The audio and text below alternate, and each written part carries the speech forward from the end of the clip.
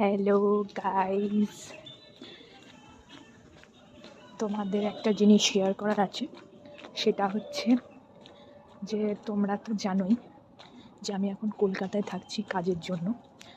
So বাড়িতে মা আর বাবা জানে না যে আমি আজকে 31st নাইট, তো আমি যে বাড়ি আসছি সেটা জানে না, পুরোপুরি সারপ্রাইজ। তোমরা আমার মুখটা হয়তো দেখতে পাচ্ছ না, বাট আমি রাস্তা দিয়ে হেঁটে যাচ্ছি, আমাদের যে গলিটা আছে সেই গলি দিয়ে হেঁটে যাচ্ছি। এই যে দেখো, তো যাচ্ছি, পুরোপুরি সারপ্রাইজ দেব।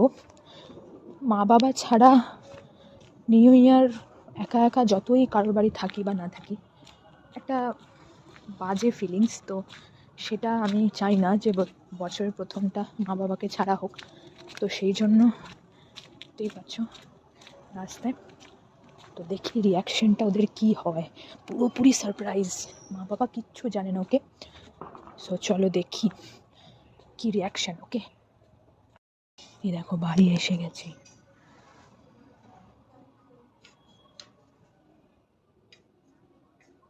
খুব আস্তে আস্তে দরজা খুলছি যাতে কোনো আওয়াজ না পায়।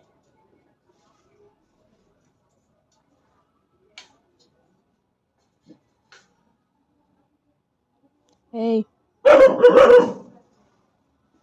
এই যে আমার সাইলেন্ট গুলো তো এই ছুপ ছুপ ছুপ।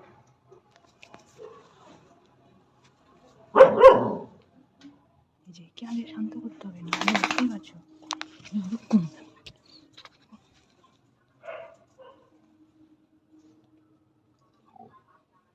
আমি এসছি, চুপ থাক, চুপ কর।